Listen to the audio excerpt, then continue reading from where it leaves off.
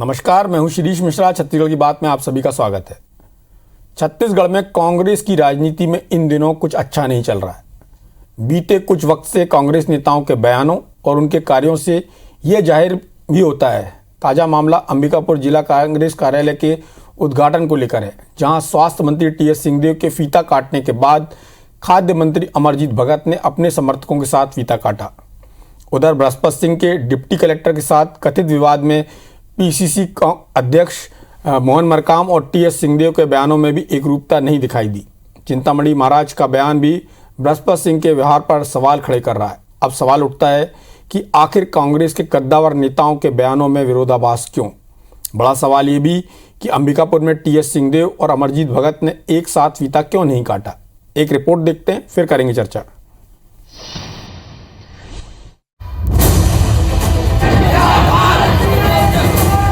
ये तस्वीरें अंबिकापुर की, जहां कांग्रेस दफ्तर का उद्घाटन दो अलग अलग मंत्रियों ने फीता काट कर किया। इस दौरान दोनों ही मंत्रियों के समर्थकों ने जमकर नारेबाजी भी की।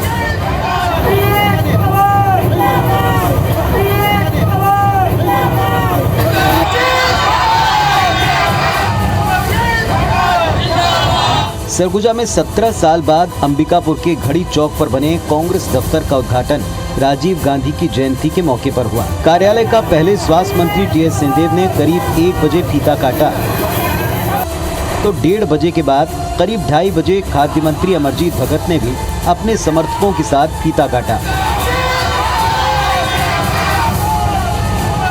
लेकिन माहौल उस वक्त गर्मा गया जब कार्यालय के अंदर दोनों मंत्री एक साथ थे और उनके समर्थकों ने अपने अपने नेताओं का नाम लेकर नारे लगाने शुरू कर दिए।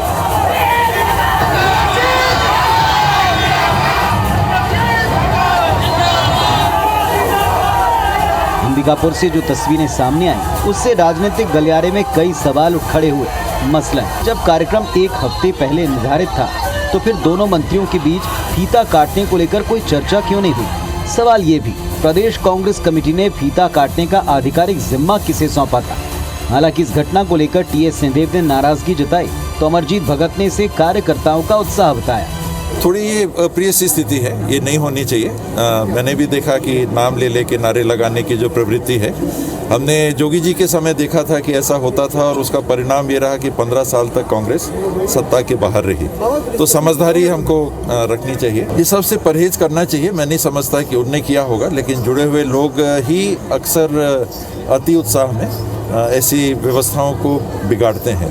नहीं करना चाहिए, इससे परहेज करना चाहिए। खुशी के मौका में कोई भी, जैसे कोई आयोजन रहता कि मेरा केक काट दीजिए, 2 केक कट जाता है, 2 और नहीं 10 केक कट जाता है, और थोड़ा सा काटना ही तो रहता है, उसमें कोई बात क्या है। उसी प्रकार कार्ड का बात बोल रहे हैं, सबको बुलाना ही तो था।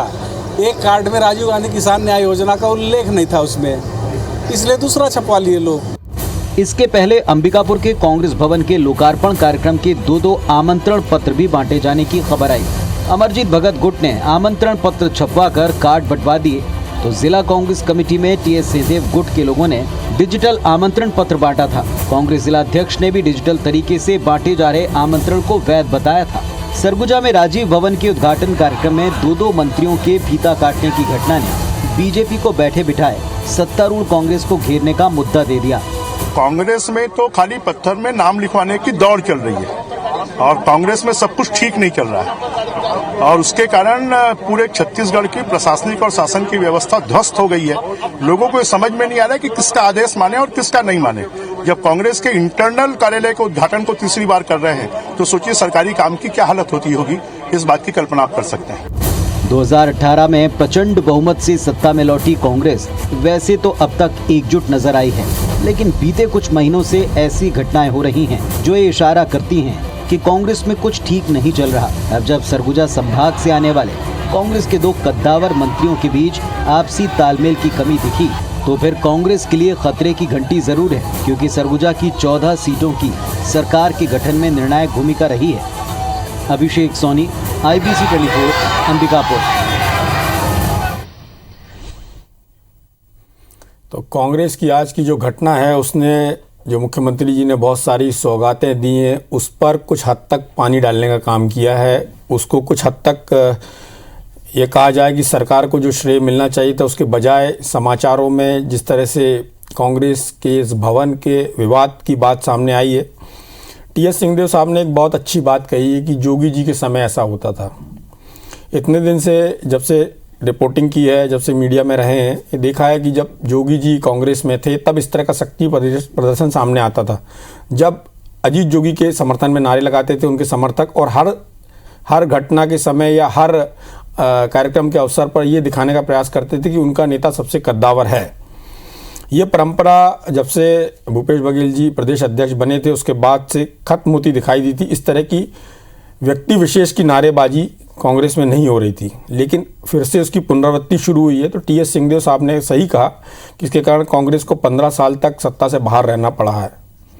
एक और बात जो अमरजीत भगत ने कही, थोड़ा सा काट दिया तो क्या हो गया, थोड़ा थोड़ा कटते कटते शायद ज़्यादा कट जाएगा।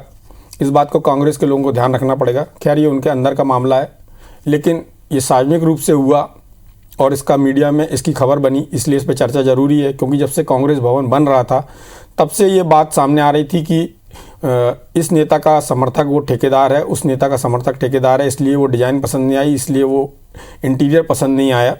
उसके बाद जो आमंत्रण पत्रों को लेकर बात हुई तो लगातार विवाद चल रहे हैं। बृहस्पति सिंह जी का जो एक कथित ऑडियो का विवाद था उसमें भी कांग्रेस नेताओं के बयानों में कोई एक रूपता नहीं दिखाई दे रही है।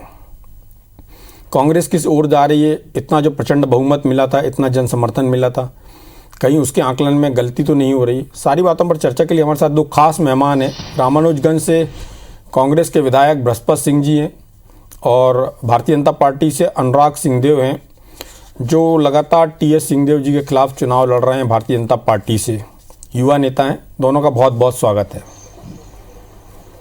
बृहस्पति जी, आपने पूरा घटनाक्रम देखा और आपके मामले में भी जिस तरह से नेताओं के अलग अलग बयान आ रहे हैं, आपकी पार्टी में ये जोगी जी के समय की जो परिपाटी है, क्या ये कहें कि जोगी जी के जो समर्थक उस समय विधायक थे या उनका जो एक गुट था, उनके लोगों का व्यवहार अभी भी वैसा ही है? भले वो कांग्रेस के अंदर हैं, लेकिन उससे आपकी पार्टी को नुकसान होता हुआ दिखाई दे रहा है।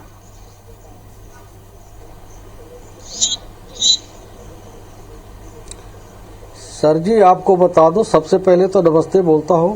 नमस्कार। देखिए, 15 साल के बाद सरकार आई है और सभी कांग्रेस के कार्यकर्ताओं में काफी जोश खरोश है। अभी तक कितने साल हम सरकार में रहे या विपक्ष रहे, हमारे कई जगह जिला कांग्रेस का कार्यालय नहीं था, भवन नहीं था। उसको अभी भवन बना है, उसको लेकर काफी लोगों में उत्साह है। चाहे जिस मंत्री का, जिस विधायक का जिंदाबाद समर्थक करते हैं, समर्थकों में काफी उत्साह है और कहीं से भी कोई गुटबाजी की बात नहीं है।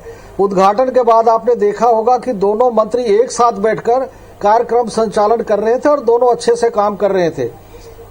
उत्साह कार्यकर्ताओं में काफी है। उत्साह के कारण सब अपने अपने नेताओं के नाम पर नारेबाजी करते हैं, इसमें क्या बुरा है? अगर कोई कार्यकर्ता हमारा उत्साह है और नया उनको सौगात मिला है, जिला भवन मिला है, पहली बार मिला है, तो उत्साह में अगर जैसे हम बर्थडे मनाते सर, जन्मदिन, तो कई बार हम उसको केक का काटते हैं। कुछ समर्थकों के साथ यहाँ केक काट लिए, फिर कुछ समर्थकों के साथ वहाँ काट लिए, कुछ समर्थकों के साथ वहाँ केक काट लिए। वैसे अगर हमारे मंत्रियों ने अगर 2 बार फीता काटा तो क्या बुरा है? जितने बार काटना है काटे। खुशी का माहौल है, अपने को खुशी मनाना चाहिए और कार्यकर्ताओं को भी खूब उत्साह मनाना चाहिए। पहली बार जिला कांग्रेस हमारा बना है भवन और हमको ये बहुत खुशी है। एक एक कार्यकर्ता को खुशी है कि हमारा खुद का भवन हुआ है। उसमें क्या बुराई है? हम 4 बार केक सर। बृहस्पति जी, आपकी सारी बातों को मैं मान लेता हूं कि अपने नेता के नारे लगाना चाहिए। जन्मदिन किसका था? जन्मदिन टीएस सिंहदेव साहब का था कि अमरजीत भगत जी का था? देखिए, कांग्रेस, पहली बात सुनिए। और दूसरा सवाल, आपने कहा कि कई केक कट सकते हैं, केक कई कट सकते हैं, फीता एक ही कटता है। और फीता जब कट रहा था तब दोनों नेता साथ में क्यों नहीं खड़े हो सकते थे जब बाद में साथ में रहे तो? और जन्मदिन किसका था? उनके नारे लगे क्या राजीव गांधी अमर रहे? देखिए, राजीव गांधी जी के नाम पर यह भवन बना, क्या उनके नारे लगे? देखिए सर, मैं आपको जी बताइए। राजीव गांधी जी के नाम पे नारे लगना चाहिए था। अति उत्साह में कार्यकर्ताओं ने अपने जो नेता के साथ थे उनके नारेबाजी कर लिए, लेकिन उत्साह काफी है, सारे लोगों में एकजुटता है, कहीं से भी आपसी कोई मतभेद नहीं है। फीता भले पहले टीएस सिंहदेव साहब ने गया काट लिया, कुछ देर बाद अमरजीत भगत गए उसने काट लिया। अगर खुशी मनाने के लिए हम 2 बार 3 बार भी काटते हैं तो क्या गुनाह है साहब। लेकिन कार्यक्रम के बाद आपने देखा होगा दोनों मंत्री आपके स्क्रीन में दिख रहे हैं, एक साथ एक टेबल में बैठकर सारे कार्यक्रम का संचालन कर रहे हैं, और इसलिए कहीं से भी कुछ बात नहीं है इस तरह का। कांग्रेस के अंदर बाहर कोई बात नहीं है, सब एक दूसरे के साथ मिलकर कंधे बृहस्पति जी, फिर टीएस सिंहदेव साहब को ये क्यों बोलना पड़ा कि अप्रिय स्थिति है और जैसा जोगी जी के समय होता था वैसा ही हुआ, वैसा ही हो रहा है और ये कांग्रेस के लिए ठीक नहीं है? उन्होंने ऐसा क्यों कहा? यदि आपकी बात मान ली जाए, जो आप बोल रहे हैं वही अमरजीत भगत जी ने बोला, लेकिन टीएस सिंहदेव साहब ने अलग बोला।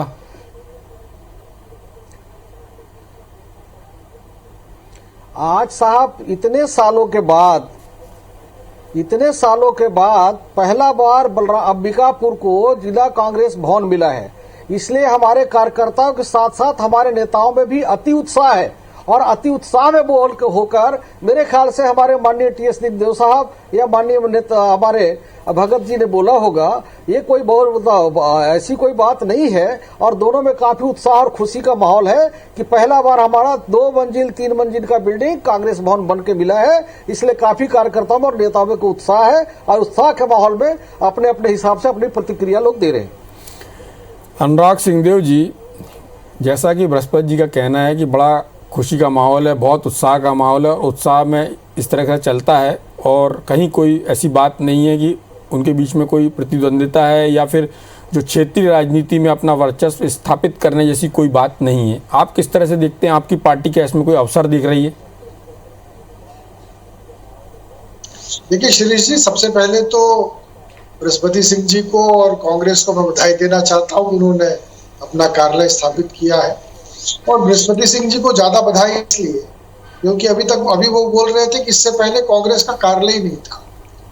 दरअसल बृहस्पति सिंह जी के लिए खुशी की बात भी है, और स्वाभाविक रूप से हर राजनीतिक कार्यकर्ता के लिए खुशी की बात होनी चाहिए कि इससे पूर्व जो कांग्रेस का कार्यालय था वो टीएस सिंहदेव जी के महल के अंदर एक स्थान पर निर्धारित था जहां पर कांग्रेस की बैठकें हुआ करती थी। और वर्षों के बाद इसका फाउंडेशन अजीत जोगी जी के समय पर रखा गया था, और उसके बाद फिर वो जोगी जी की सरकार चली गई, फिर कांग्रेस चली गई, और ये करते वो इतना पेंडिंग हो गया था कि वो हो नहीं पा रहा था। पिछले 1 वर्षों में जो कोविड टाइम था उसका अच्छा इस्तेमाल कांग्रेस ने किया और उसको पूर्ण किया। तो निश्चित रूप से आज बृहस्पति सिंह जी के लिए भी और कांग्रेस के लोगों के लिए एक महत्वपूर्ण अवसर है कि सरगुजा में एक खेमे से बाहर दूसरे खेमे सबके लिए कार्यालय आज स्थापित हुआ है, और उसको लेके स्वाभाविक रूप से उत्साह था। जहां तक कांग्रेस के आंतरिक गुटबाजी की बात है जी, मुझे बिल्कुल स्पष्ट रूप से ये कहना है कि कुछ बोलने की आवश्यकता नहीं है। आप चित्र देख लीजिए, आप शोर सुन लीजिए, आप आवाज में जो तलखियां है वो देख लीजिए। जिस तरीके का वातावरण दिखाई दे रहा है वो वातावरण निश्चित रूप से रिटर्न ऑफ जोगी काल को फिर से एक बार ये समय आ गया है कि वही परिस्थितियां छत्तीसगढ़ के अंदर निर्मित हो रही है, और उसी प्रकार की गुटबाजी, उसी प्रकार का संघर्ष, राजनीतिक सत्ता का संघर्ष, कुर्सी का संघर्ष, ये सब देखने को मिल रहा है। और अपने आप में ये बहुत बड़ी बात है। और आज तो मुझे ये जानकारी मिली कांग्रेस कार्यालय के उद्घाटन के अवसर पर कि मुख्यमंत्री जी को आना था, और कार्ड में शायद उनका नाम भी कहीं छपा हुआ था, 2 कार्ड छपे बकायदा, 2 जगह फीता काटे गए, और मुख्यमंत्री जी को आना था। लेकिन शायद ये आशंका कल ही हो गई थी कि कांग्रेस के कार्यालय के उद्घाटन के अवसर पर कोई बड़ा हंगामा हो सकता है, और पुलिस ने भी मुझे जो जानकारी है पुलिस ने भी संज्ञान लिया, पुलिस ने भी इसकी तहकीकात की कुछ हो सकता है। और फिर आज मुख्यमंत्री जी नहीं आए, सिर्फ मंत्री दुबे ने अलग अलग तरीके से कार्यालय का उद्घाटन किया। पहले टीएस सिंहदेव जी ने फीता काटा, फिर बाद में अमरजीत जी ने काटा, और कुल मिलाकर संघर्ष और कार्यालय का अर्थ ये होता है कि जहां पर एक साथ हम बैठ सके, एक वातावरण बने। लेकिन आज ये दिखाई पड़ा कि कांग्रेस के अंदर न तो वो अनुशासन है, न वो भावना है, और न ही उस कार्यालय का उपयोग करने की उनके अंदर कोई स्थिति है। वो एक प्रकार से राजनीतिक रूप से सत्ता की लड़ाई में पूरी तरीके से मदमस्त है। और सरगुजा जिले में कोई उपलब्धि हो चाहे ना हो, 3 साल में मैंने देखा कि कोई और कोई बिल्डिंग का लोकार्पण हुआ हो, कोई और बड़ा कार्यक्रम हुआ हो।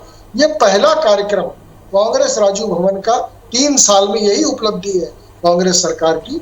और ये जनता ने उत्साह कांग्रेस के अंदर, कार्यकर्ताओं के अंदर तो हो सकता है, लेकिन मैं मानता हूं कि सरगुजा के जनता के अंदर इस बात को लेकर कोई उत्साह नहीं है, बल्कि निराशा है।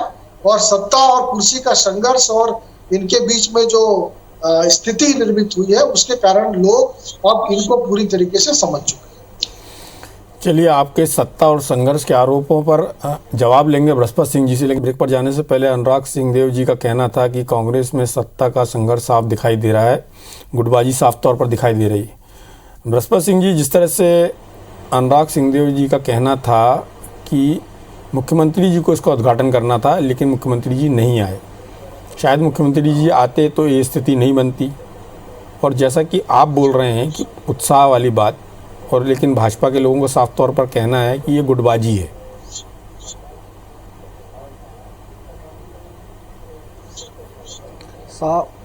शिरीष जी बताएं, आपको गुटबाजी उसे कहा जाता है जब आपस में गुत्थम गुत्था कोई हो।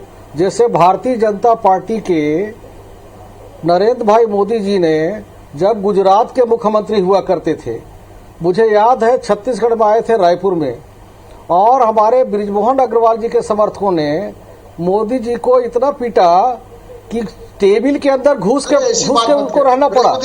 उसको गुटबाजी कहा जाता है, उसको प्रतिद्वंदी कहा जाता है। कांग्रेस में इस तरह की कोई बात नहीं है, सभी कांग्रेस के लोग एकजुट हैं, एक स्वर में है।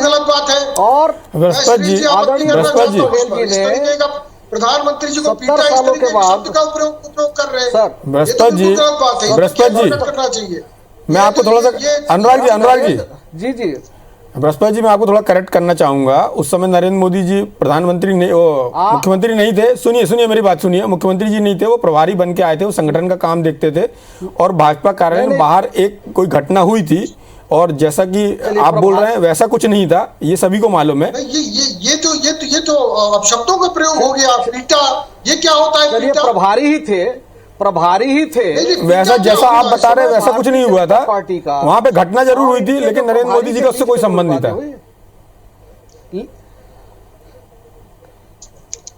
चलिए, लेकिन आज के डेट में बता दूं कि हमारे कांग्रेस के अंदर में 70 सालों के बाद में 70 सीट में कांग्रेस आई है, और लोगों में काफी उत्साह है। 70 साल बाद हर जिले का कांग्रेस के सत्ता और संगठन मिलके जो है हर जिले में जिला कांग्रेस का भवन बना रहे हैं, और इसलिए हर जिले के कांग्रेस के कार्यकर्ताओं में, एक एक पदाधिकारियों में और सभी विधायकों में, मंत्रियों में काफी जोश और खरोश है, काफी लोगों में उत्साह है।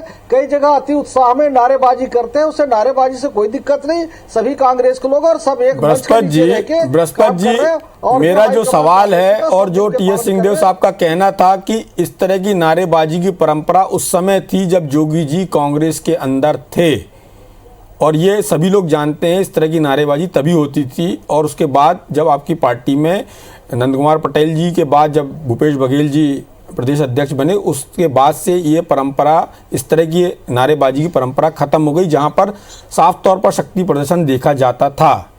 ये अचानक से फिर कैसे शुरू हो गया?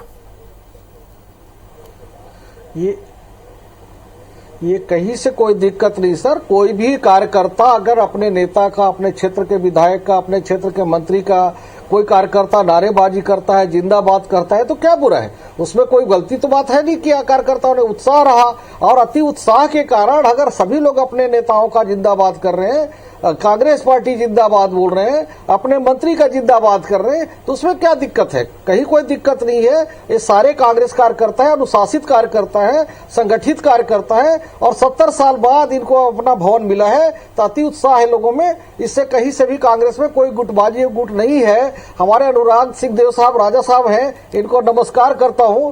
अपने पार्टी की झांक के देखिए कि आपके पार्टी के अंदर में कितनी गुटबाजी है। बताइए अनुराग जी, आपकी पार्टी में कितनी गुटबाजी है?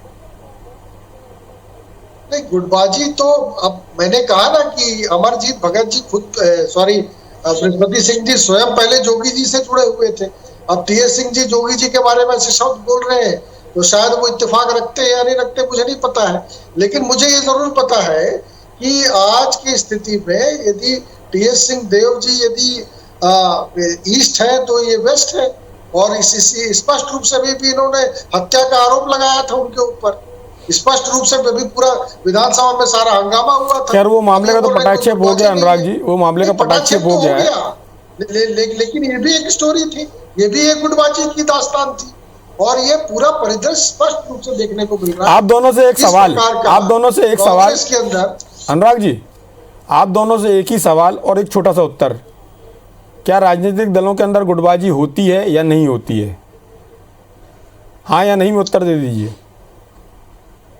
नहीं, स्वाभाविक रूप से होती है, लेकिन ये जो गला काट प्रतिस्पर्धा है जिस तरीके से समर्थक की अपनी, चलिए राजनीति में गुटबाजी के बारे में तो नहीं मालूम, मतभेद हो सकते हैं, मनभेद नहीं होना चाहिए। और एक पार्टी जो इतने प्रचंड बहुमत से जीती, जिसके पास 3/4 बहुमत है, और उसके यदि कोई मंत्री बोलते हैं कि थोड़ा सा काट दिया तो क्या हुआ, उसको यदि सही अर्थों में लिया जाए और कांग्रेस उसको सही अर्थों में लेती है और टीएस सिंहदेव ने जो बोला उसको सही अर्थों में लेती है, तो शायद पार्टी के लिए एक देखने वाली स्थिति होगी कि पार्टी अपने आप को किस स्थिति में देख रही है। आज की स्थिति में जब 3 साल करीब होने जा रहे हैं सत्ता पे, उसके बाद अगला चुनाव है, 2 साल बाद अगला चुनाव है, ऐसी स्थिति में कांग्रेस को अपना घर मजबूत करने की ज़रूरत है। और यदि पार्टी में कोई मतभेद के बाद यदि मनभेद की तरफ बढ़ रहे हैं तो उसको दूर करने की आवश्यकता है। इस चर्चा में भाग लेने के लिए आप दोनों का बहुत बहुत धन्यवाद। नमस्कार।